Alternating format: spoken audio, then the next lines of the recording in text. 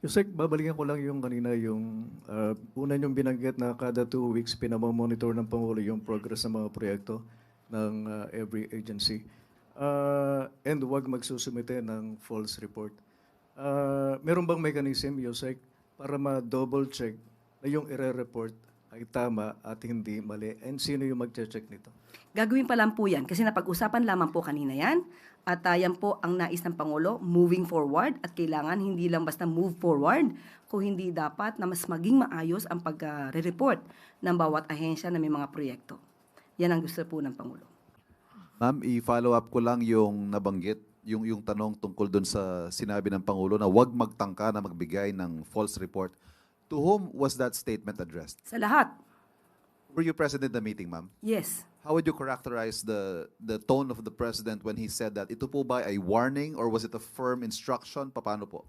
Ang sinabi niya, kapag nagkaroon ng report, ayaw niya po na dahil lang sa magkakaroon ng monitoring every 2 weeks, ay maliin ang report o papogiin ang report. So ayaw po ng Pangulo na maling report. So, presumably meron din pong paraan ng Pangulo by saying that may paraan siya para mas tutukan itong mga proyekto ito. Hindi na mauulit yung mga dati na sinabi na nagawa ito pero hindi pala. Yes, yan po ang gagawin ng Pangulo at iuutos po yan. Salamat. Salamat po. Ma'am, just a quick follow-up lang dun sa 2 weeks na report. What will be the consequences kapag hindi authentic or mali yung report na ibinigay nila sa Pangulo? Una, depende mo yan.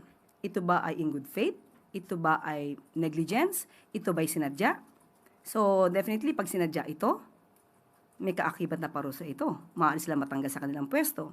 Kung negligent naman, ganun din po ang mangyayari. Dahil bilang isang public servant, walang puwang na tayo ay maging negligent.